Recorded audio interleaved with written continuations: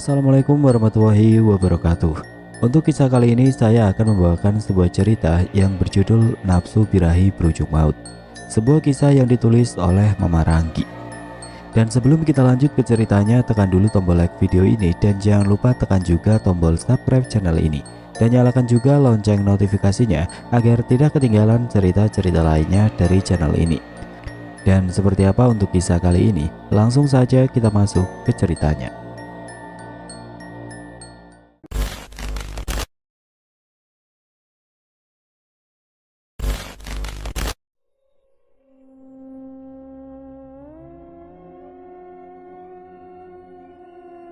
Kisah ini hanya fiktif, dicampur dengan kisah non-fiktif, semua nama samaran.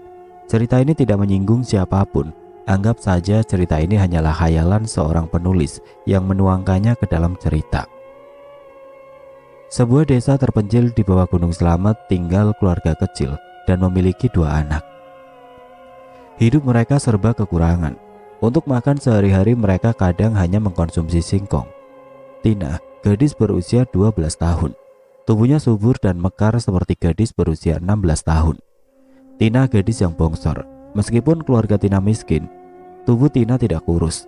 Tina memiliki tubuh yang molek dan mulus, apalagi Tina di usia 12 tahun sudah mendapatkan haid. Tina anak kedua dari 2 bersaudara. Tina hanya bisa bersekolah sampai kelas 4 SD. Karena ekonomi yang serba kekurangan, orang tua Tina tidak sanggup membeli seragam dan buku. Ayah Tina hanya buruh serabutan. Ibunya penjual gorengan yang dia ambil dari tetangganya. Keuntungan yang didapat tidak seberapa. Apalagi ayah Tina yang pernah jatuh dari atap rumah saat menjadi kuli bangunan. Kakinya menjadi pincang dan tidak bisa kerja terlalu berat. Selain menjadi penjual gorengan, ibunya Tina menjual singkong hasil dia berkebun di belakang rumahnya. Jika tidak laku, singkong menjadi bahan makanan pokok untuk keluarga Tina. Tina gadis yang pendiam dan tidak banyak mengeluh. Kadang dia membantu mencari kayu bakar di hutan, kadang ikut ibunya jualan membawa dagangannya. Sayangnya justru ibunya Tina sering mengeluh dan ingin sekali jualannya selalu laris terjual dan menuruti ucapan pedagang di pasar bahwa ada orang pintar yang bisa membuat dagangannya laris. Orang tua Tina tidak banyak berpikir.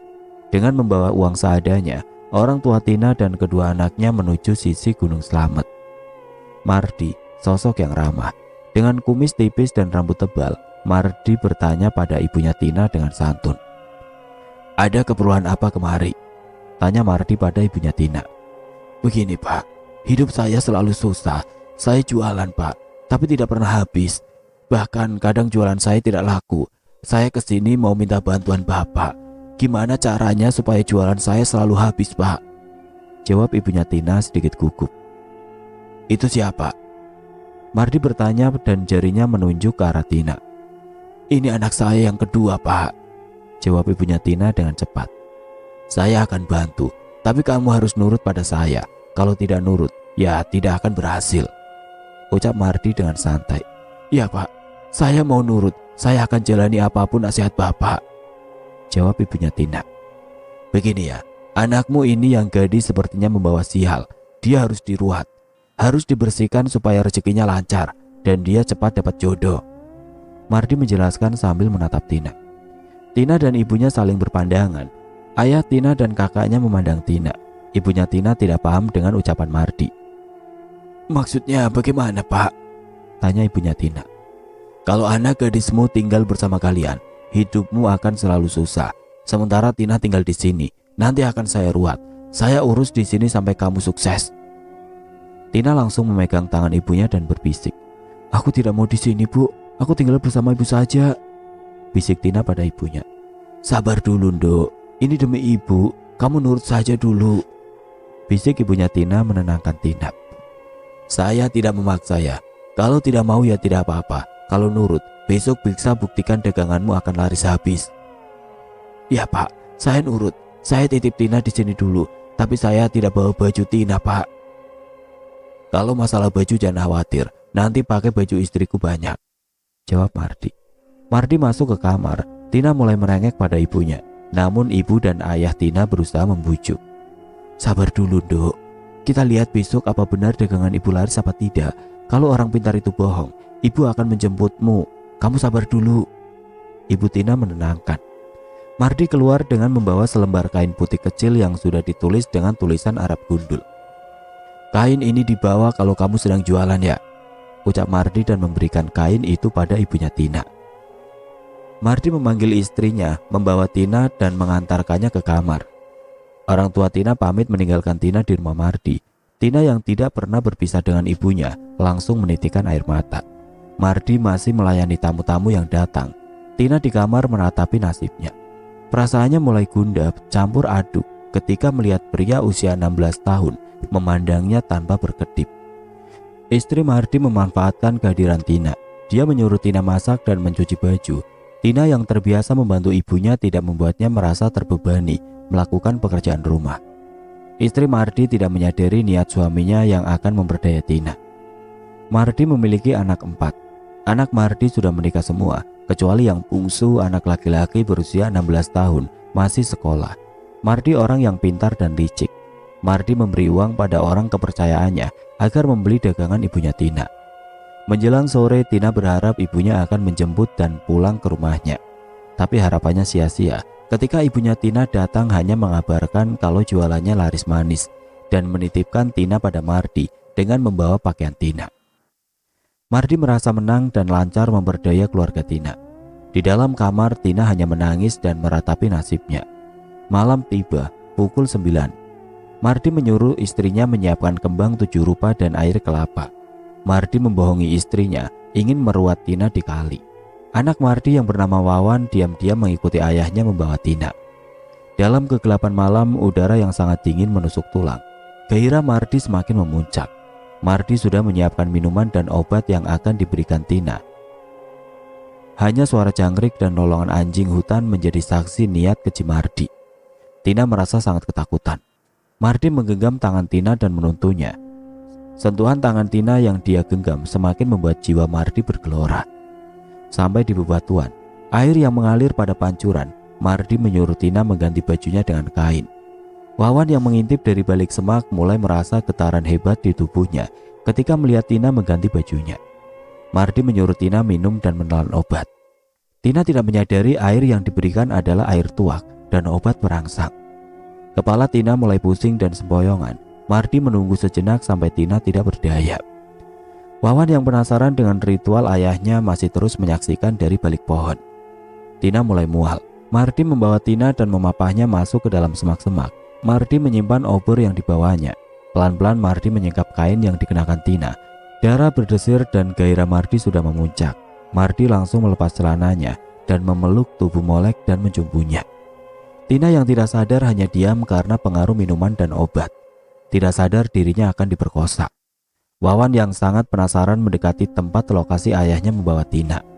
Wawan sangat terkejut melihat ayahnya mencium Tina dengan ganas. Nafsu Wawan ikut bergelora melihat Tina dalam keadaan telanjang.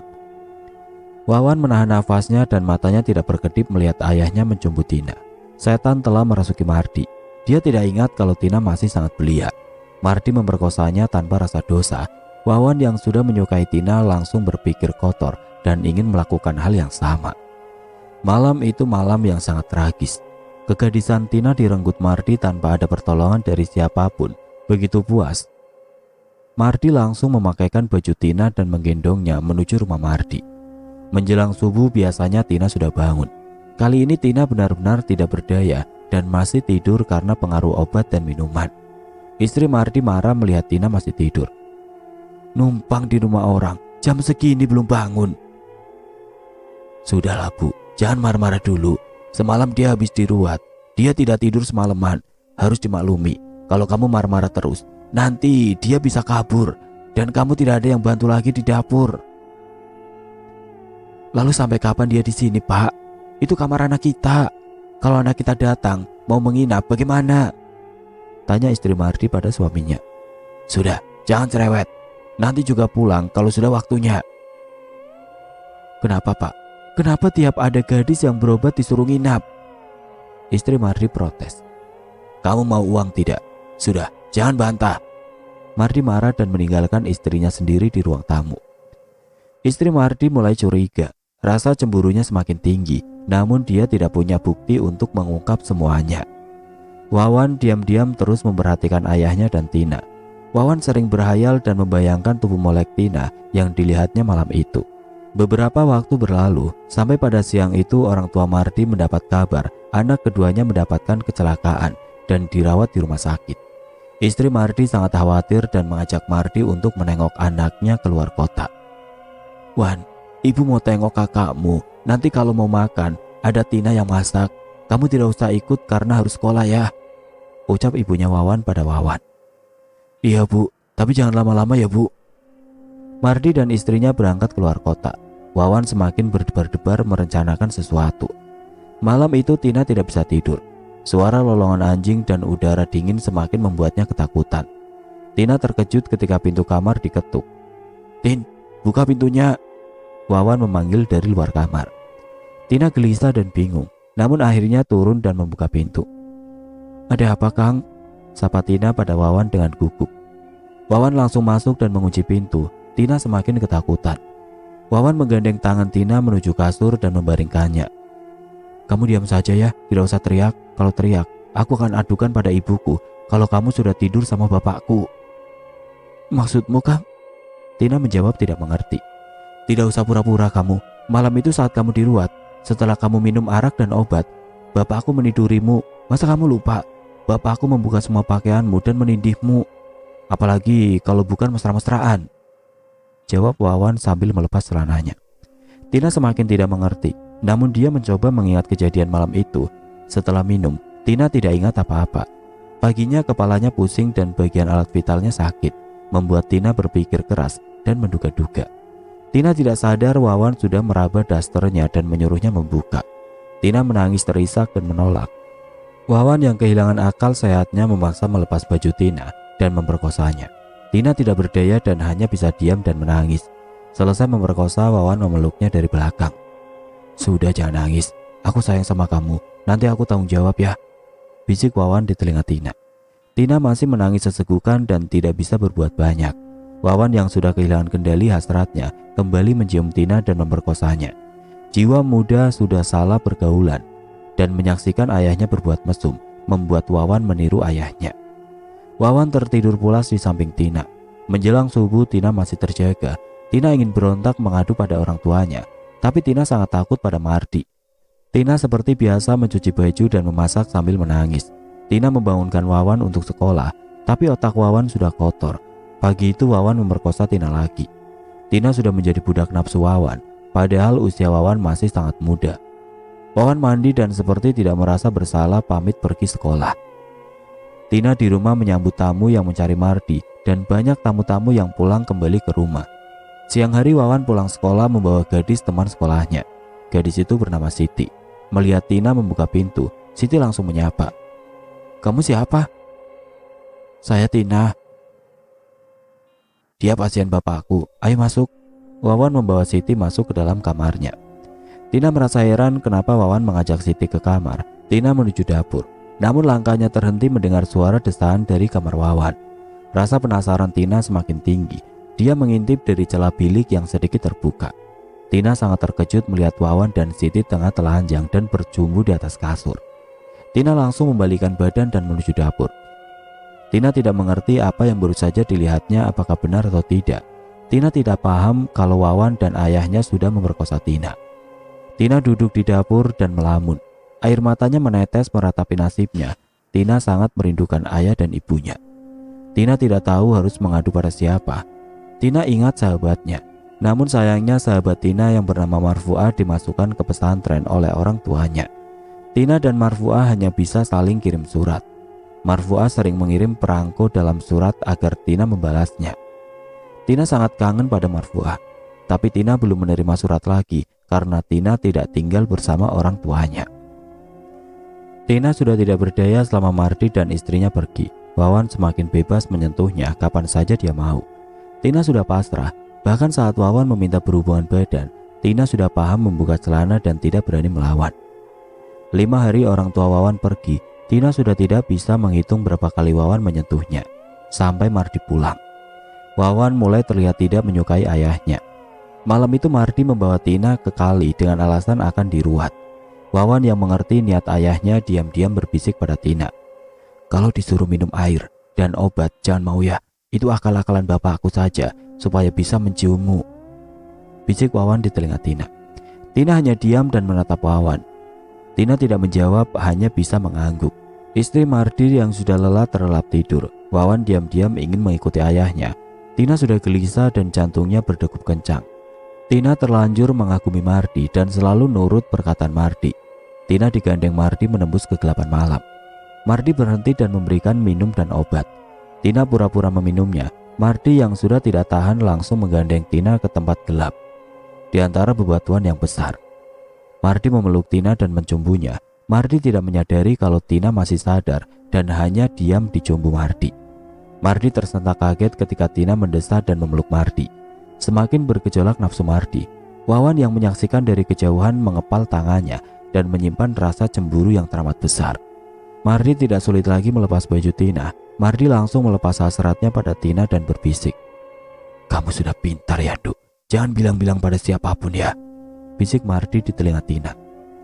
Tina hanya mengangguk dan menuruti Mardi. Selesai bercumbu, Mardi membantu memakaikan baju untuk Tina. Wawan sudah tidak sabar menemui Tina dan memarahinya. Sampai rumah, Wawan sengaja menunggu ayahnya tertidur pulas.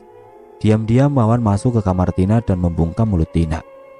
"Diam, kenapa kamu menikmati cumbuan bapakku? Aku sudah bilang, jangan mau." Tina hanya diam dan memandangi Wawan. Jantung Wawan berdegup kencang. Tubuhnya bersentuhan dengan Tina membuat hasrat birahinya naik. Wawan langsung mencium Tina dan mencumbunya. Bagi Tina, sudah tidak asing dirinya menjadi budak nafsu Wawan dan Mardi. Tina sudah pasrah dengan keadaan yang menimpanya. Tina sudah terbiasa di rumah Mardi, membantu pekerjaan rumah dan melayani Mardi ketika istri Mardi tidak di rumah. Sore itu ibunya Tina datang menjenguk Tina dan ngobrol bersama Tina. "Nduk, sejak kamu di sini, benar kata Bapak Mardi, jualan ibu laris terus, Nduk. Mardi benar-benar sakti ya, Nduk," cerita ibunya Tina. "Iya, Bu, syukurlah," jawab Tina. "Oh ya, ini ada surat dari Marfuah. Ini ibu bawakan buku dan ballpoint. Barangkali kamu mau membalas suratnya, Nduk." Tina sangat senang menerima surat dari sahabatnya. Tina sudah tidak peduli lagi kapan ibunya menjenguk. Bagi Tina, seperti sudah tidak berharga di keluarganya. Apalagi Tina menyadari sudah ternoda karena Mardi dan Wawan. Saat ibunya pulang, Tina masuk kamar dan membaca surat dari Marfuah. Tina mulai menulis surat untuk membalas surat dari Marfuah. Air matanya berlinang membasahi buku. Marfuah adalah sahabat yang paling dipercaya Tina. Semua kejadian satu demi satu Tina tuangkan ke dalam goresan pena. Tina merangkai kalimat dari peristiwa kelam yang dialaminya. Semua diceritakan dalam tulisan tanpa tersisa sedikit pun. 3 lembar penuh goresan pena. Tina masih menulis bagaimana perilaku Mardi dan Wawan. Sampai di akhir kalimat Tina menuliskan, "Tolong jangan bilang siapa-siapa. Cukup ini menjadi rahasia kita berdua saja. Jangan sampai orang tuamu dan orang tuaku tahu. Biarlah ini menjadi kisahku yang teramat pahit.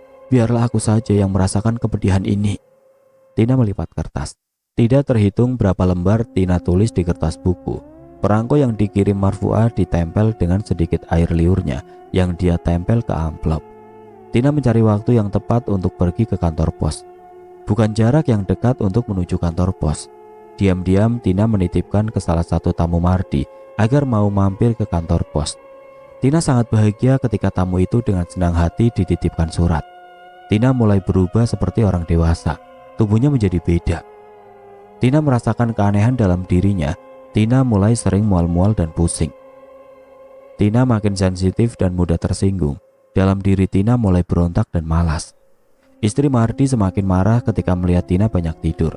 Mardi dan Wawan selalu membela Tina ketika dimarahi, membuat istri Mardi menjadi curiga dan cemburu.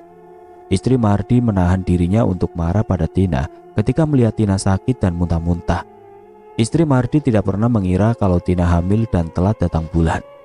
Istri Mardi memanggil tukang pijat agar bisa kerok punggung Tina. Istri Mardi mengira Tina masuk angin. Tina sendiri tidak pernah mengira sebenarnya dirinya sudah hamil. Tukang pijat yang memandangi Tina melihat sesuatu pada perubahan tubuh Tina. Tukang pijit yang biasa disapa emak, bukan orang jauh.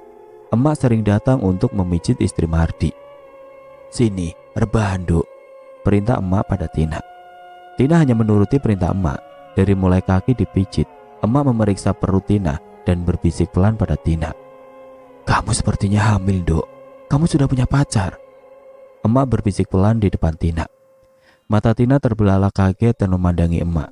Dia tidak menyangka di usianya yang masih muda sudah hamil akibat perbuatan Mardi dan Wawan. Tina masih belum percaya kalau dirinya hamil. "Apa, Mak? Aku hamil?" jawab Tina pelan.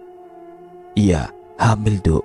Ini perutmu kenceng, keras. Sama siapa, Dok?" tanya emak pelan. Tina tidak menjawab. Air matanya keluar. Tina menangis terseduh-seduh membuat emak serba salah. Emak seperti sudah menduga bahwa ayah dari bayi ini adalah Mardi atau Wawan. "Sabar ya, Dok. Lebih baik bilang sama orang tuamu, Dok, sebelum perutmu membesar." Istri Mardi yang masuk kamar membawa minuman untuk emak tidak sengaja langsung mendengar ucapan emak. "Apa, Mak? Membesar? Tina hamil?" tanya istri Mardi penasaran. Emak memandangi Tina yang masih menangis. Istri Mardi semakin marah dan langsung bertanya pada Tina. "Jawab, Tina, siapa yang berbuat? Siapa yang sudah menidurimu? Suamiku?" tanya istri Mardi pada Tina.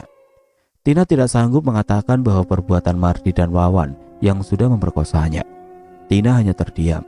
Tina tidak tahu itu anak siapa. Tina serba salah, takut Mardi marah. Akhirnya mengaku Wawan yang sudah menghamilinya. "Wawan, Bu," jawab Tina. "Apa? Wawan? Ya Allah, memalukan," jerit istri Mardi sambil duduk di tepi ranjang. Istri Mardi menangis. Dia tidak bisa membayangkan anak bungsu kesayangannya akan gagal sekolah kalau harus menikahi Tina. Istri Mardi langsung mencari suaminya dan Wawan. Tina semakin tertekan dan ketakutan. Tina takut semua masalah kehamilannya diketahui warga. Wawan yang baru pulang ke rumah langsung dimaki ibunya. "Sini kamu, Wan. Tega kamu mencoreng muka ibumu. Kamu masih kecil. Tega yang membuat Tina hamil," bentak ibunya Wawan. "Apa? Hamil? Bukan aku, Bu." "Kamu tidak usah mengelak. Tina sudah mengaku kamu yang sudah menghamilinya," bentak ibunya kembali. Mardi baru datang ke rumah langsung ditarik istrinya. Mardi merasa aneh. Istrinya marah dan panik.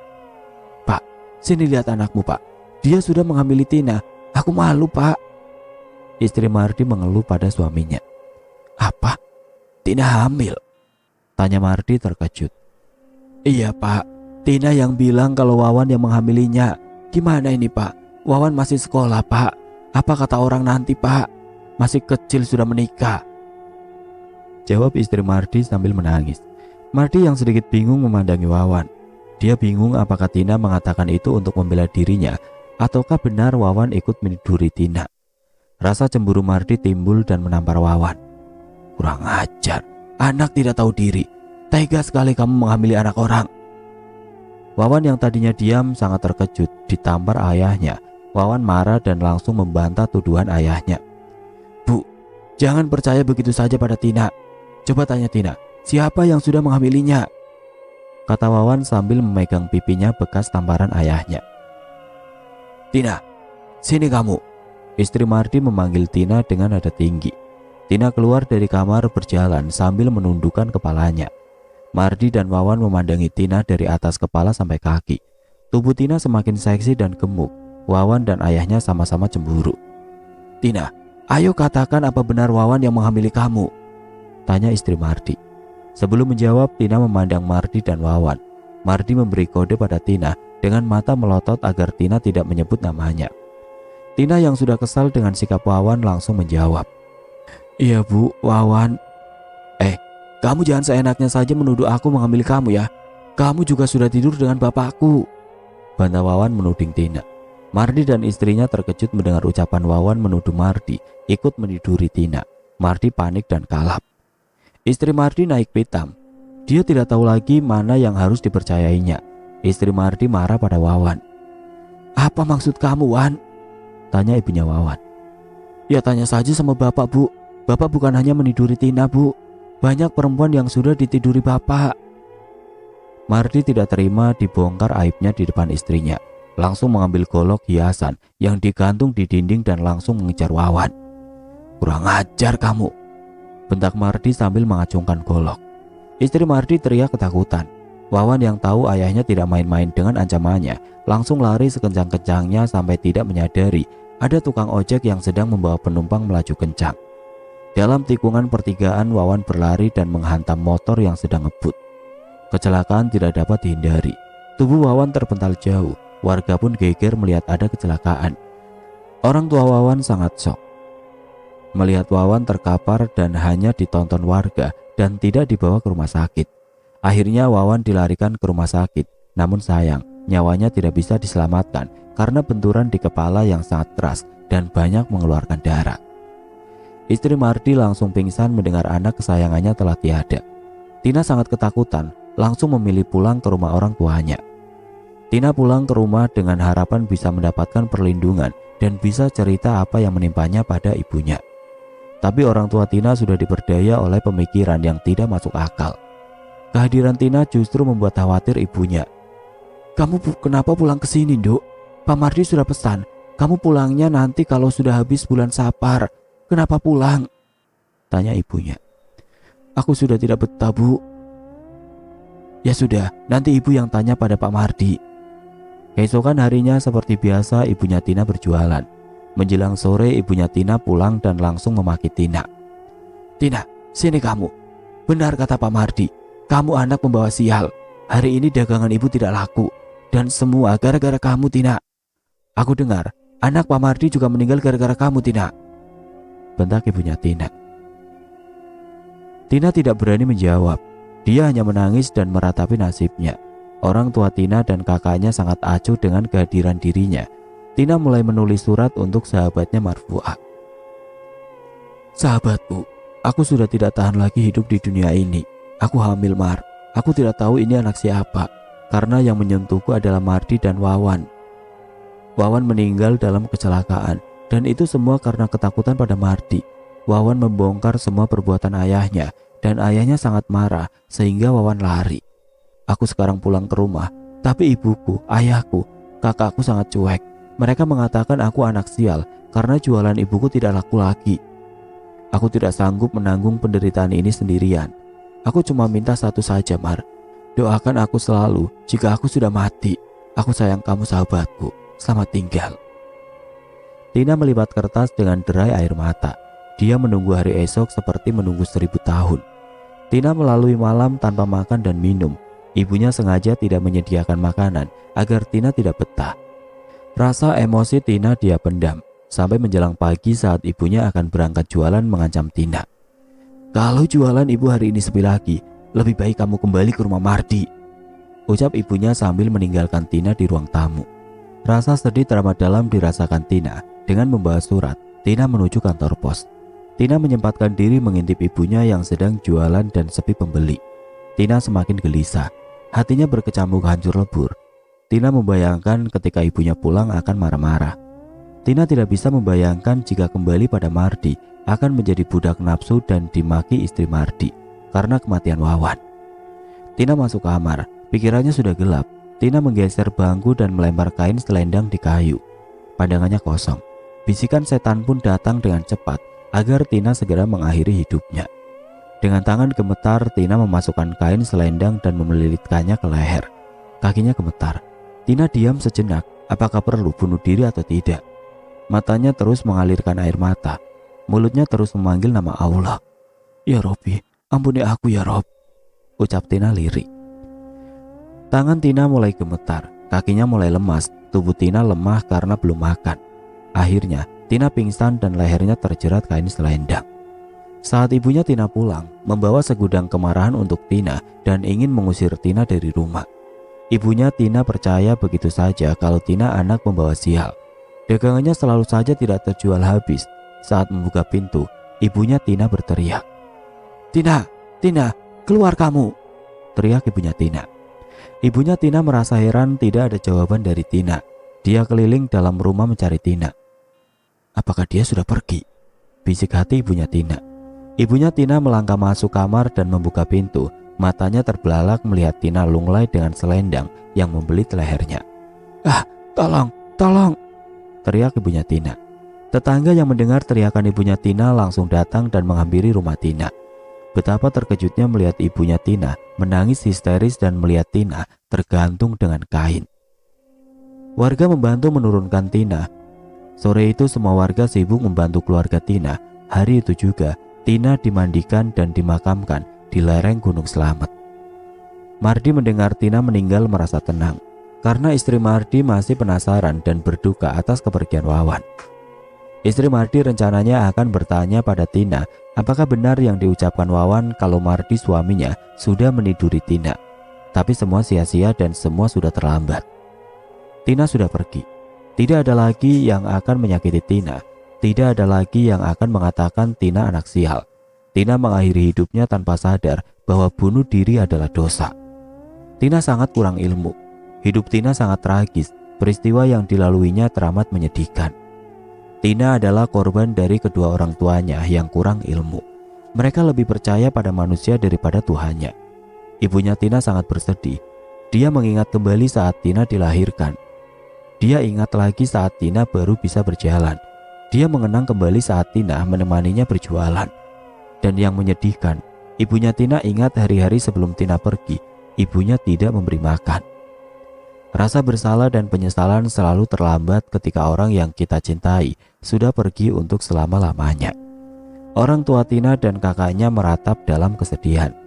Tidak henti-hentinya ibunya menangis karena rasa bersalah. Istri Mardi masih berduka. Biasanya istri Mardi tidur lebih awal, tapi sejak kematian Wawan, matanya selalu terjaga dan menangis. Istri Mardi semakin sedih ketika Mardi lebih sibuk memikirkan tamu. Mardi tidak pernah memperhatikan istrinya. Istri Mardi langsung bangun dari tempat tidur karena ingat ada tamu baru seorang wanita yang menginap di rumahnya. Istri Mardi berjalan sangat pelan. Istri Mardi berhenti di depan kamar bekas Tina. Istri Mardi berusaha mengintip dan mencari celah yang bisa dibuka untuk melihat tamunya. Istri Mardi sangat terkejut melihat Mardi sedang berjumbu dengan wanita. Darahnya mendidih. Napas istri Mardi naik turun menahan emosi dan langsung lari mendobrak pintu dan ngamuk di dalam kamar. "Kurang ajar kamu ya, perempuan tidak tahu malu. Dan kamu Pak, kamu suami tidak tahu diri," teriak istri Mardi sambil menjambak rambut selingkuhan Mardi. Mardi merasa terganggu oleh istrinya saat sedang menikmati gelora asmaranya. Langsung marah dan mengusir istrinya. "Pergi kamu." "Apa? Perempuan itu yang seharusnya pergi Pak," teriak istri Mardi. "Kamu sudah tidak nurut ya? Aku ceraikan kamu." Istri Mardi naik pitam dan menghampiri perempuan yang duduk di sisi ranjang. Mardi mencegah istrinya dan sebuah tamparan keras mendarat di pipi istri Mardi. "Plak! Tega kamu Pak, tega kamu menampar aku." "Kalau kamu tidak suka, pergi. Perempuan ini istriku juga," jawab Mardi sambil mendorong istrinya keluar dari kamar. Istri Mardi histeris dan menangis di kegelapan malam. Rumah yang jauh dari tetangga tidak akan bisa mendengar pertengkaran dan tangisan istri Mardi. Istri Mardi masih berdiri di depan pintu kamar. Istri Mardi mendengar dua sejoli tertawa lirih dan melanjutkan asmaranya. Istri Mardi masih mengintip Mardi. Hatinya tersayat melihat suaminya bergumul dan berjumbu dengan wanita lain. Pelan-pelan langkah istri Mardi masuk ke kamarnya. Dendam membara di hatinya sudah tidak tertahankan setelah kematian anaknya. Istri Mardi mengingat kembali ucapan Wawan saat-saat terakhir bahwa Mardi banyak meniduri perempuan. Istri Mardi mengingat kembali berapa banyak wanita yang datang dan menginap. Istri Mardi mengenang kembali saat suaminya masuk kamar bersama perempuan dengan alasan ingin mengobatinya.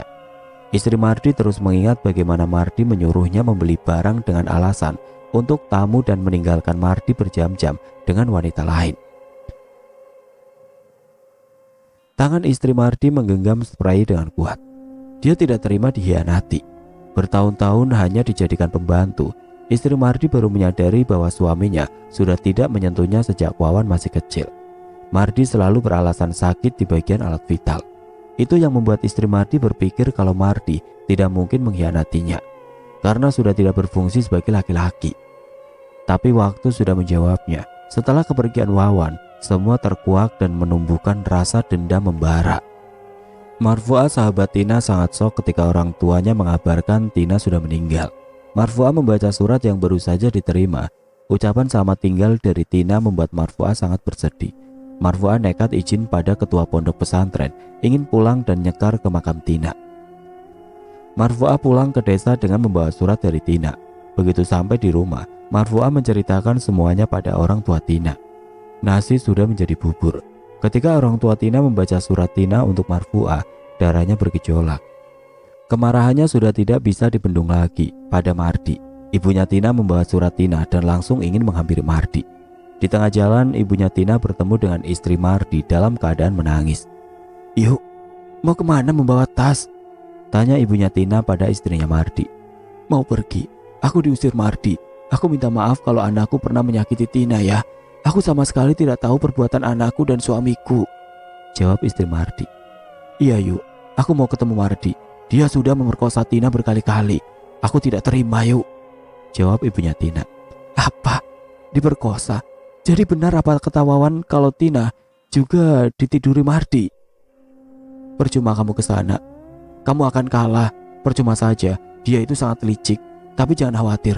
Aku akan balas dendam pada Mardi. Biar aku saja yang membalas perbuatan Mardi pada Tina. Aku juga merasa bersalah pada Tina," ucap istri Mardi menangis. "Iya yuk. Tapi Wawan juga sudah memperkosa Tina yuk," ucap ibunya Tina. "Maafkan anakku ya. Anakku sudah menerima ganjarannya. Anakku sudah meninggal. Maafkan anakku." Isak tangis istri Mardi pecah. "Jadi kamu mau kemana yuk?" tanya ibunya Tina. "Aku mau ke rumah buleku. Aku berjanji akan membalaskan sakit hati Tina. Aku janji," jawab istri Mardi. Ibunya Tina dan istri Mardi saling berpelukan. Mereka adalah korban dari Mardi. Istri Mardi pergi meninggalkan ibunya Tina. Kepergiannya membawa dendam yang mendalam. Bayangan Mardi bercumbu dengan wanita lain terus bergelayut di matanya. Istri Mardi melangkah mencari mobil elep menuju desa seberang tempat bulenya. Namanya Bule Asni. Bule Asni adalah wanita yang dikenal sebagai paranormal.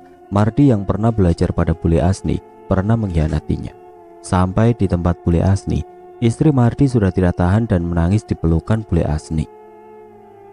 "Sudah aku duga, kamu pasti akan kembali ke sini, Rita," ucap Bule Asni pada Rita, istri Mardi. "Aku sudah tidak tahan lagi, Le. Aku diceraikan Mardi.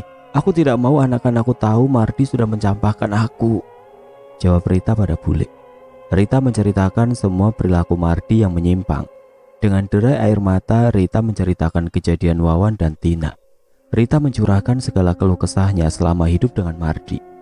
Bule Asni yang mendengar cerita Rita langsung marah dan berujar, "Aku akan balaskan sakit hatimu, Rita. Kamu harus nurut menjalani semua ritual yang akan aku ajarkan. Aku akan buat Mardi ketakutan dan membusuk karena penyakitnya," ucap Bule Asni dengan wajah sangar. "Caranya bagaimana, Le?" "Kita kembali ke desa itu. Kita ambil kain kafan Tina, tanah kuburan, dan rambut Tina." "Apa? Kain kafan? Untuk apa, Le?" "Tina sedang mengandung bukan? Dia mati bunuh diri. Akan lebih bagus menggunakan Tina menakuti desa itu dan Mardi. Akan saya buat Tina gentayangan dan menghantui Mardi," jawab Bule. "Terserah Le saja. Aku nurut, Le," jawab Rita. Sore harinya Bule Asni dan Rita kembali ke desa dekat lereng gunung. Sampai di desa itu malam hari, Bule Asni dan Rita sudah mempersiapkan cangkul kecil dan linggis. Lereng gunung tempat yang sangat sepi, apalagi di malam hari. Sampai di makam Tina, Bule Asni merapalkan doa. Kuburan yang masih baru dengan bunga di atas pusara. Rita yang menemani Bule Asni sudah tidak merasa takut. Dendam membara sudah menyelimuti jiwanya. Rita sangat terkejut ketika melihat pocong kecil bersandar di batu nisan. Bule Asni memberi isyarat agar Rita jangan takut.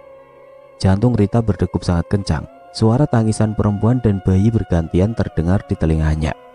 Makhluk-makhluk halus menyaksikan Bule Asni dan Rita menggali kuburan. Bule Asni sangat tenang dan tidak takut sama sekali. Tapi Rita yang baru pertama mengalami, tangan dan kakinya gemetar.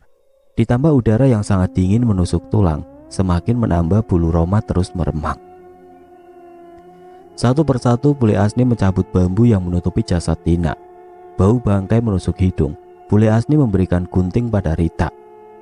"Cepat, gunting rambutnya, lepaskan tali pocongnya, dan gunting pucuk kain pocongnya," perintah Bule Asni pada Rita. Rita hanya mengangguk sambil menahan nafasnya mencium bau bangkai. Tangannya gemetar membuka tali pocong dan menggunting rambut Tina. Suara lengkingan kuntilanak melengking terdengar di telinga mereka. Rita buru-buru bangun dan berdiri mengatur napasnya. Bule Asni langsung memberi perintah.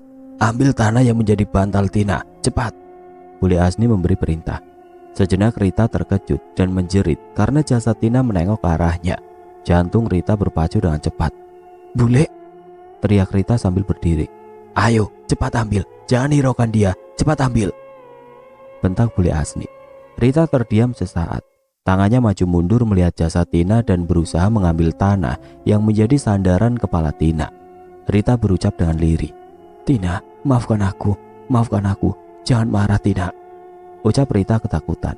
Rita langsung mengambil satu gumpalan tanah di bawah jasad kepala Tina. Begitu Rita berdiri, pocong di kepala Rita terlihat sangat jelas. "Pocong, Le!" teriak Rita. "Sudah diam, jangan takut, ada aku di sini." Bule Asni dan Rita buru-buru memasang bambu penutup jasad Tina dan menutup dengan tanah. Bule Asni dan Rita berlari kecil turun dari lereng gunung mencari tukang ojek. Bule Asni dan Rita berhasil mendapatkan tukang ojek. Di daerah desa itu jika sudah malam tidak ada mobil angkutan umum. Hanya ada beberapa tukang ojek yang bisa dihitung dengan jari. Karena di masa itu jarang ada penduduk memiliki motor. Jantung Rita masih berdegup kencang. Wajah Tina yang pucat dan bengkak terlintas di matanya. Bule Asni menyuruh Rita mandi. Rita dan Bule Asni harus berjalan beberapa meter untuk mandi. Rita terkejut ketika ada yang memanggilnya. "Rita, kembalikan," lirih suara perempuan. "Le, suara apa itu? Ada yang memanggilku, Le," ucap Rita ketakutan. "Ini sudah biasa. Kalau kita ambil kain kafan, pasti banyak makhluk halus yang ikut. Sudah, tenang saja, jangan takut." Saat Rita mandi, kembali dikejutkan dengan penampakan pocong di pinggir bak. Rita berteriak dan tidak sadar lari dalam keadaan telanjang. "Kamu kenapa, Rita?" tanya Bule Asni. Pocong, Le." Rita menjawab dengan tubuh gemetar dan tangannya menunjuk ke arah pinggir bak mandi. Bule Asni masuk ke dalam dan mengambil handuk dan pakaian. Malam itu Rita ditemani suara-suara yang aneh. Penampakan pocong terus mengikutinya. "Rita, kamu akan terus melihat pocong-pocong itu. Kamu harus kuat dan berani, jangan lemah." "Iya, Le, tapi serem, Le." "Namanya juga setan. Ya tidak ada yang bagus. Semua pasti serem, Rita." Bule Asni masuk ke kamar khusus. Rita hanya mengikutinya dari belakang. Bule Asni merapalkan mantra. Mulutnya komat-kamit sambil memegang kain kafan. Sosok jin hitam legam dan tinggi datang membuat Rita ketakutan. "Jangan takut, Rita, jin itu peliharaan bule." Jin besar tinggi itu menjulurkan lidahnya ke kain kafan. Bule Asni terus membaca rapalan sampai datang sosok perempuan dengan rambut panjang menutupi wajahnya. Rita semakin ketakutan. Tubuhnya mendekat dan memeluk Bule Asni. Bule Asni memberi perintah pada sosok perempuan itu untuk tunduk dan menjalani perintahnya. Bule Asni membakar kain kafan dan rambut Tina. Sebagian abunya diseduh ke dalam air. Rita yang menyaksikan semua itu sangat tidak percaya dan mustahil, tapi semuanya benar-benar terjadi. Air yang sudah tercampur abu kain kafan dan abu rambut diminum Rita, dan sosok perempuan makhluk halus masuk ke tubuh Rita. Tubuh Rita gemeteran melakukan semuanya. Namun sudah terlanjur ingin dendam pada Mardi. Bule Asni memberi tulisan di lembar kertas agar dibaca Rita. "Kamu baca ini, besok kamu harus minum darah ayam cemani dan makan daging burung hantu. Setelah itu kamu harus puasa. Tidak boleh makan dan minum selama 3 hari." Rita hanya mengangguk. Entah dia akan sanggup atau tidak, baginya hidup sudah tidak ada artinya lagi. Malam itu Rita tidak bisa tidur. Bayangan Tina selalu ada di pelupuk matanya. Bau bangkai dan kembang bergantian hinggap di hidungnya. Rita sangat cemas dan pesimis. Rita berusaha berani dan mengingat kembali tamparan Mardi dan kata talak dari Mardi. Dendam semakin membara ketika Mardi mengusirnya dari rumah di depan istri muda Mardi. Keesokan harinya Bule Asni menyuruh orang untuk mencari ayam cemani dan burung hantu. Rita yang sudah mempersiapkan diri menjalani ritual penuh semangat. Bule Asni menyerahkan tanah kuburan dalam kain putih untuk dibawa Rita jika bertemu dengan Mardi. Selama seminggu ritual berhasil dilakukan Rita. Bule Asni memberi pesan, "Nanti kalau kamu ke rumah Mardi, taburkan tanah ini di depan rumahnya. Sisanya taburkan ke rumah siapa saja yang menurutmu perlu diganggu arwah Tina." Pesan Bule Asni pada Rita. "Iya, Le, akan saya laksanakan." "Ada lagi, Rita, kamu harus mencampurkan makanan dengan air liurmu. jika kamu ingin Mardi sakit atau perempuan simpanan Mardi sakit, buat dia sakit, ucap bule Asni. Sakit? Setelah itu apa bule? Apakah ada lagi? Mardi akan sakit apa? Mardi akan sakit gatal-gatal dan membusuk seperti mayat. Baiklah, aku tidak sabar ingin ketemu Mardi. Tunggu dulu, sebelum kamu ketemu Mardi, kamu harus terlihat cantik. Kamu akan saya pasangkan susuk, supaya banyak laki-laki yang tergila-gila sama kamu. Tapi ingat, jangan sampai kamu berhubungan intim dengan Mardi dan pria lain. Karena setelah berhubungan, pasanganmu akan mati. Jadi jangan pernah jatuh cinta lagi atau bercinta dengan pasanganmu kalau kamu tidak ingin pasanganmu mati, ucap bule Asni menjelaskan. Iya Le, lagi pula saya sudah tua. Mana mungkin saya jatuh cinta dan ada yang mencintai saya Le. Oh, kamu belum tahu hasil susuk dari ritualmu. Semua akan ada dampaknya buatmu Rita. Maksudnya? Apa dampaknya bule? Tanya Rita dengan penuh rasa penasaran. Kamu akan terlihat cantik dan tubuhmu akan selalu merasakan bergelora dan selalu ingin bercinta. Aku sudah menyuruh jin satu untuk mengikutimu. Jika hasratmu timbul, kamu bisa bercinta dengan jin itu, kecuali jika kamu tega pada laki-laki yang bercinta denganmu. Setelah itu, dia akan sakit dan mati. Le, kalau dendamku sudah terbalaskan, apakah ilmu ini akan terus mengikutiku? Tanya Rita dengan was-was. Ada. Kamu harus bertaubat dan puasa selama 40 hari. Datang saja ke bule kalau urusanmu sudah selesai. Hanya aku yang bisa melepaskan susuk dan ilmumu, jawab bule Asni. Setelah berbicara dengan Rita, bule pamit akan keluar kota menjenguk anaknya. Rita pun pamit akan pergi ke desa tempat Mardi tinggal. Dalam perjalanan, Rita memikirkan ilmu hitam yang ada pada dirinya. Rita ragu apakah berhasil atau tidak. Rita berhenti sejenak dan mendengar suara pria memanggilnya. Bu, sapa suara pria. Rita mengenali suara yang memanggilnya, yaitu suara Mardi. Rita membalikan badan dan memandang Mardi berdiri bersama perempuan, membuat darahnya semakin mendidih karena cemburu. Rita berusaha menyembunyikan rasa sakit dan cemburunya. Mardi mendekati Rita dan mengajaknya bicara. Mau kemana Bu? Ayo pulang, aku kangen Bu, sapa Mardi pada Rita. Rita merasa heran Mardi mengajaknya pulang dan meninggalkan perempuan yang berdiri bersamanya. Iya Pak, tapi bagaimana dengan perempuan itu Pak? Nanti aku suruh pulang. Dia bukan siapa-siapa, jawab Mardi. Mardi menggandeng tangan Rita melewati perempuan yang masih berdiri. Mardi sama sekali tidak peduli pada perempuan itu. Rita dan Mardi berjalan laksana dua sejoli yang sedang dimabuk asmara. Seperti orang yang baru pacaran, Rita semakin gusar dan berbisik dalam hatinya. Aku masih mencintaimu Pak. Aku masih ingat saat kita pacaran. Aku rindu padamu Pak, tapi kita sudah tidak mungkin bercinta lagi Pak. Aku tidak mau kamu terlalu cepat mati. Bagaimanapun kamu ayah dari anak-anak kita Pak. Bisik hati Rita melupakan dendam kesumat pada Mardi. Sampai rumah, Rita melihat perempuan yang pernah berjumpa dengan Mardi sedang duduk di ruang tamu. Kang, kenapa dia datang lagi? Tanya istri muda Mardi. Dia istriku, tentu saja aku ajak pulang. Sana kamu pulang Dok. Istri muda Mardi marah dan ngamuk pada Mardi. Rita hanya diam menyaksikan Mardi dan istri mudanya ribut. Mardi mengusirnya dengan kasar, seperti yang pernah dilakukannya terhadap Rita. Istri muda Mardi keluar rumah dengan isak tangisnya. Mardi langsung menghampiri Rita dan memeluk Rita. Maafkan aku ya Bu, aku tidak ingin kehilangan dirimu lagi. Kamu cantik sekali Bu, ucap Mardi merayu. Jantung Rita berdegup kencang, gelora asmaranya menggebu-gebu. Apalagi ketika Mardi memeluknya, Rita tidak berdaya menahan hasratnya untuk bercinta. Mardi begitu bernafsu mencium Rita, tapi Rita buru-buru bangun saat ingat pesan bulenya. Hatinya langsung menjerit. Tidak Pak, aku tidak bisa bercinta denganmu.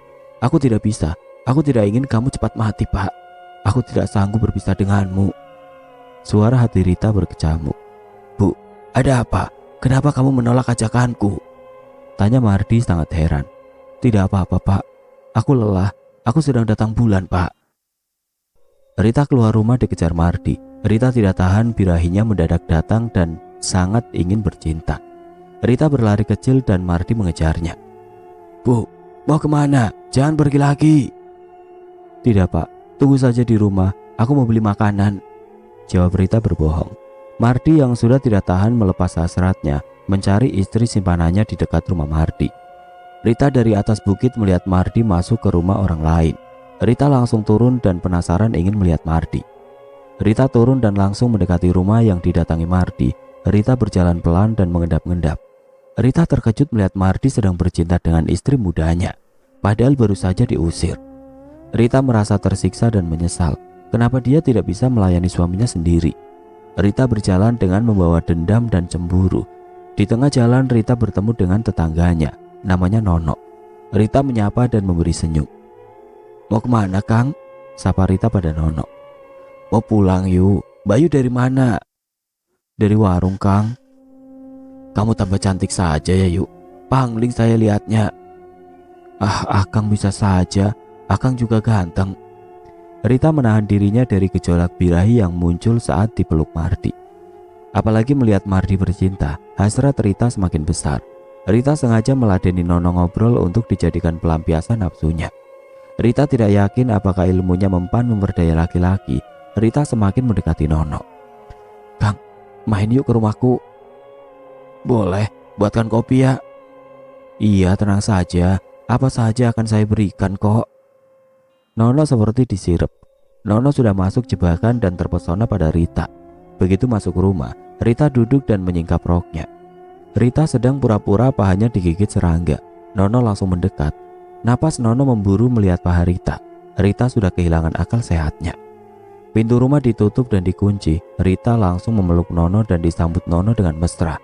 Mereka bercinta tanpa rasa takut. Rita yang sudah dirasuki jin sangat ganas dan terus mengerang.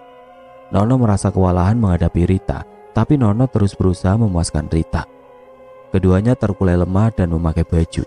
Rita memikirkan Mardi. Dulu Mardi tidak pernah bermain api dengan perempuan. Tapi sejak berguru pada bule Asni, Mardi menjadi lain. Nafsu birahi Mardi tidak bisa dikendalikan. Rita mulai merapalkan doa dan menaburkan tanah di depan rumahnya. Rita menunggu Mardi pulang dan menyiapkan masakan. Saat Mardi pulang, pintu dibuka sangat kencang. Mardi ketakutan lari dan masuk kamar. "Pak, ada apa?" "Bu, aku melihat pocong, Bu." "Bapak itu kan sering lihat setan, masa takut sama pocong?" jawab Rita pura-pura tidak tahu. "Tapi ini lain, Bu.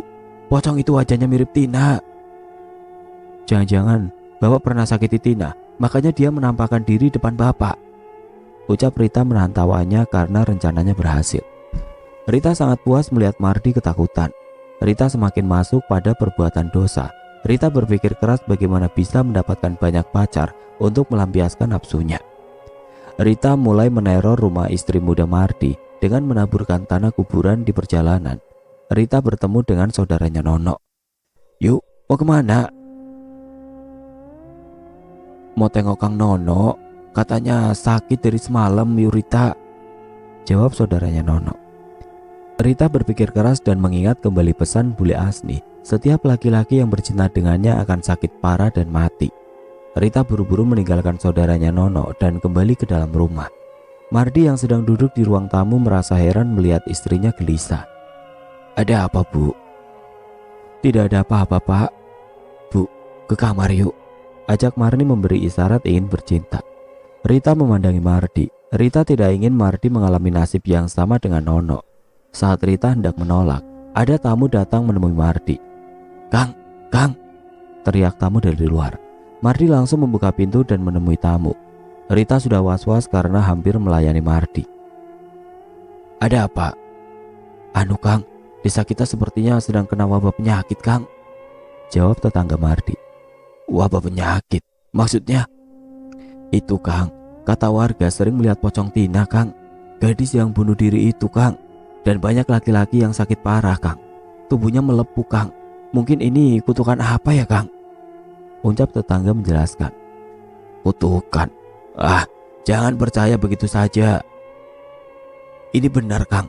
Tolong kami, Kang. Akang pintar mengobati orang. Tolong ya, Kang," pinta tetangga Mardi. Belum selesai Mardi menjawab, tetangga yang lain mengabarkan kalau Nono meninggal dunia karena tubuhnya melepuh dan bernanah. Rita yang mendengar dari balik pintu sangat gelisah.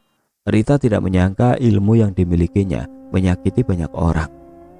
Hari berganti terus berjalan. Rita semakin tertekan, hasratnya tidak bisa dibendung dan memakan banyak korban. Penampakan pocong dengan wajah Tina semakin merebak. Beritanya sampai ke telinga Marfuah, sahabat Tina. Mardi semakin gelisah dan selalu ketakutan. Mardi mulai cemburu pada Rita yang tidak pernah mau melayaninya. Tapi entah kenapa Mardi tidak pernah bisa marah pada Rita. Warga yang selalu meminta bantuan Mardi semakin membuat Mardi malu karena tidak bisa menyembuhkan penyakit dan mengusir pocong. Salah satu warga yang sudah meminta bantuan Ustadz, namun tidak pernah ada titik terang masalah penyakit yang diderita para laki-laki. Bule Asni yang mendengar kabar dari jauh tentang wabah penyakit aneh langsung datang ke rumah Mardi.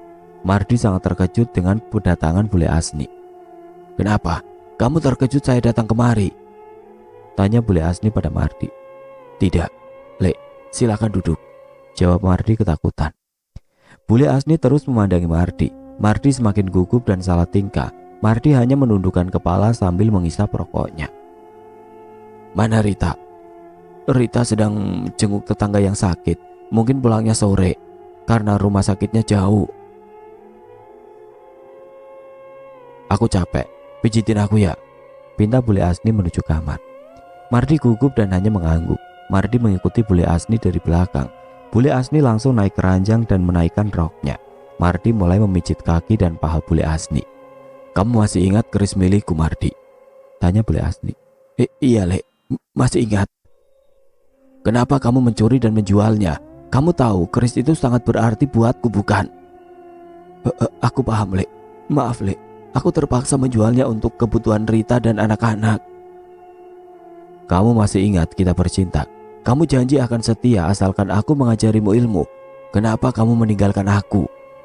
tanya Bule Asni. Aku takut Rita tahu, Lek. Maafkan aku." "Kalau begitu, sebelum istrimu pulang, kita bercinta sekarang. Aku kangen dengan permainanmu, Mardi," pinta Bule Asni melepas kancing bajunya. Entah setan apa yang merasuki Mardi, tawaran Bule Asni langsung disambut. Mardi menuruti semua keinginan Bule Asni. Dalam kamar Rita, Bule Asni dan Mardi bercinta seperti sepasang kekasih yang dimabuk asmara. Mardi tidak sadar Rita pulang lebih cepat. Rita masuk rumah dan melihat tas Bule Asni di kursi, langsung mencari Bule Asni. Langkahnya tertahan mendengar desaan hebat dari kamarnya. Rita diam-diam mendekati gorden pintu dan mengintip dua sejoli yang asik bercinta. Darah Rita mendidih. Rita ingin sekali masuk dan mengajar Mardi dan Bule Asni, tapi Rita menahan dirinya dan memiliki rencana jahat untuk Bule Asni dan Mardi. Rita keluar dari rumah menuju makam Wawan. Di depan nisan Wawan, tangisan Rita pecah. Rita mengutuk semua orang yang dipercayainya. "Tega sekali kamu, Pak. Tega sekali kamu, Lek. Kalian mengkhianatiku. Kalian membuat hidupku hancur. Aku tidak terima. Aku tidak terima." Rita menangis dan mengucapkan sumpah serapah untuk Mardi dan Bule Asni.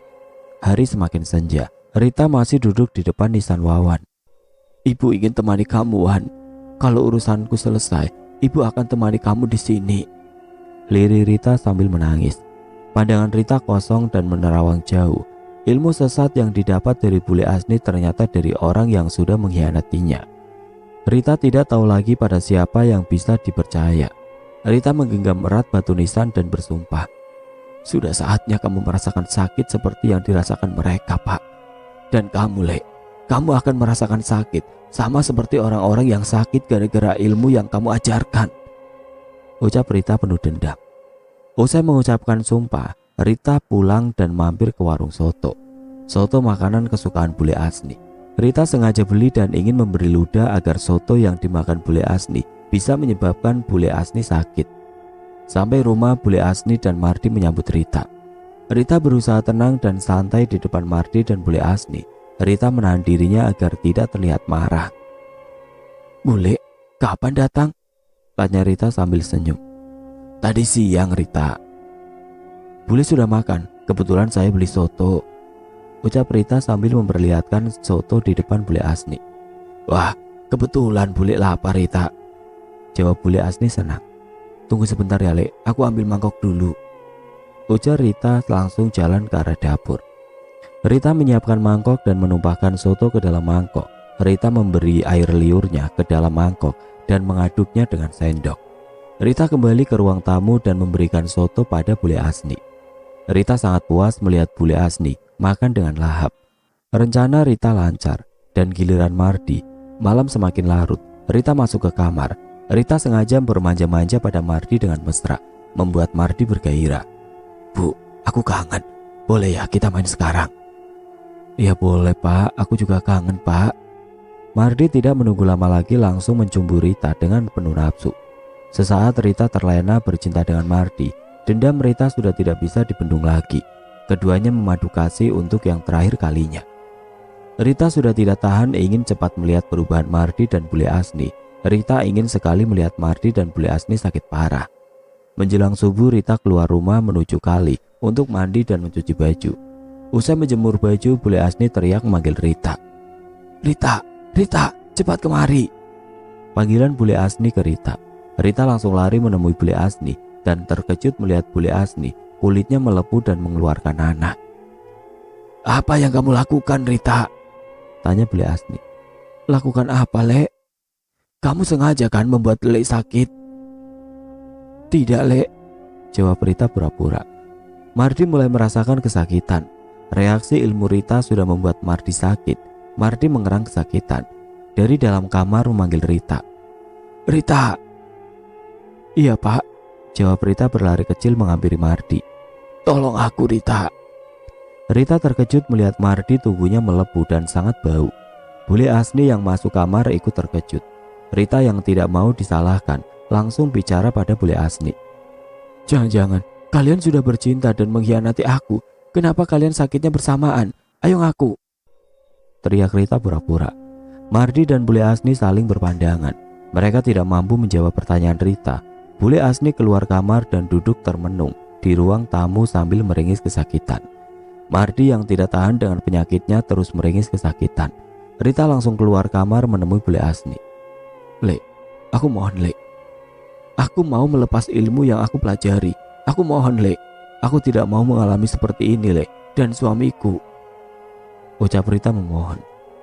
Bule Asni masih mengira penyakitnya datang karena bercinta dengan Mardi.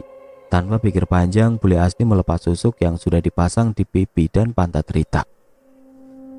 "Setelah susuk dilepas, kamu harus makan terong ungu yang mentah, minum rebusan daun kelor dan daun bidara. Kamu bertobat dan kamu puasa selama 40 hari. Maka kamu sudah lepas dari ilmu hitammu," ucap bule Asni. "Baiklah Lek, aku akan cari terong dan daun kelor dan juga daun bidara," jawab Rita puas. Rita langsung menuju kebun mencari daun kelor dan terong ungu. Rita pulang ke rumah dan merebus daun kelor dan bidara.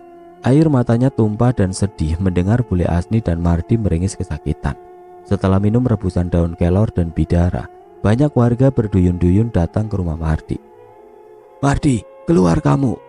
Rita keluar dan terkejut melihat banyak warga datang. "Ada apa ini?" "Mana Mardi? Jangan-jangan semua penyakit dan banyak laki-laki meninggal itu perbuatan Mardi. Kenapa kalian menuduh suamiku? Siapa lagi di sini yang mengelmu ilmu hitam? Itu cuma Mardi. Dan wanita simpanan Mardi juga meninggal. Pasti karena ulah Mardi." Rita yang panik dan tidak mau dirinya menjadi bulan-bulanan warga akhirnya berbohong dan ikut menuduh Mardi. "Ya mungkin saja itu ulah Mardi. Saya tidak tahu apa-apa," jawab Rita memelas. Warga langsung masuk ke dalam rumah Mardi dan terkejut melihat bule Asni dan Mardi sakit parah. Warga mengusir bule Asni dan Mardi dari desa itu. "Ayo pergi. Kita tidak mau penyakit kalian menular di desa ini lagi. Pergi." Mardi dan bule Asni berjalan sempoyongan sambil merasakan kesakitan keluar dari rumah. Hati Rita sebenarnya tidak tega melihat suaminya kesakitan dan diusir warga. Rita menangis pilu, bagai disayat sembilu. Orang-orang yang dikasihi Rita pergi. Sore harinya Rita mendapat kabar Mardi dan bule Asni meninggal di pinggir jalan. Hati Rita semakin terkoyak. Kesedihannya teramat dalam. Rita tidak mampu mengabarkan anak-anaknya. Rita takut menantunya akan meninggalkan anak-anaknya jika mendengar ayahnya seseorang yang jahat. Rita hanya sendirian di rumah. Penampakan pocong dan kuntilanak membuatnya terganggu dan ketakutan. Rita sering menangis dan menjerit sendirian.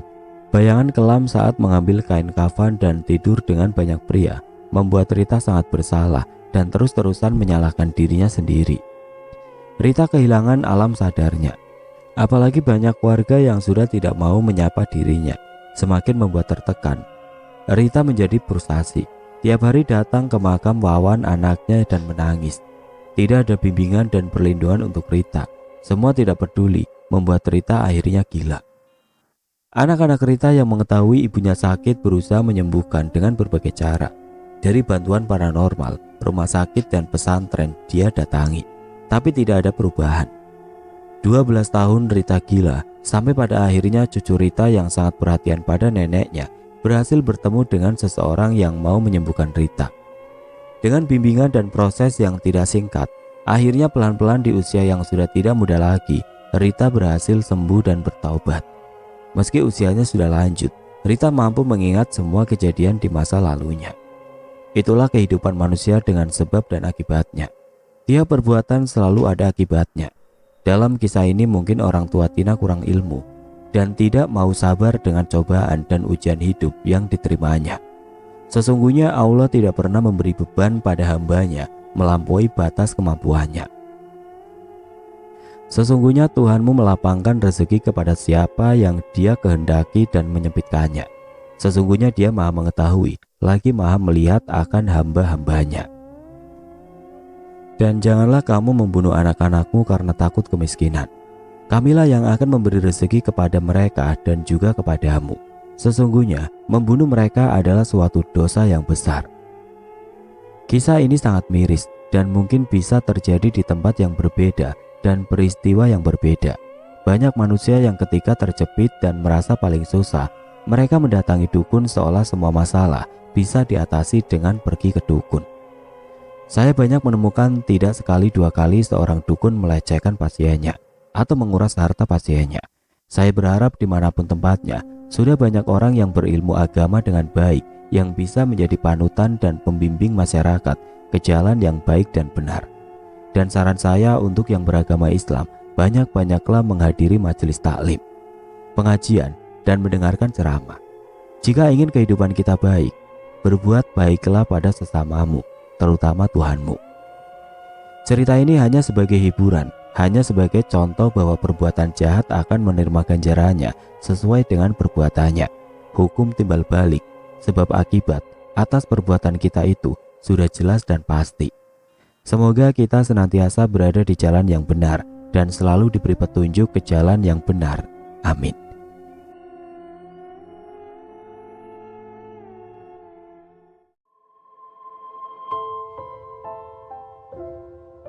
Oke teman-teman, sekian untuk kisah kali ini. Semoga apa yang sudah saya sampaikan dalam kisah ini dapat dijadikan pembelajaran untuk kita semua. Dan buat teman-teman yang baru bergabung, jangan lupa untuk like, komen, share, serta subscribe channel ini. Dan jangan lupa dinyalakan juga lonceng notifikasinya. Dan akhir kata, wassalamualaikum warahmatullahi wabarakatuh.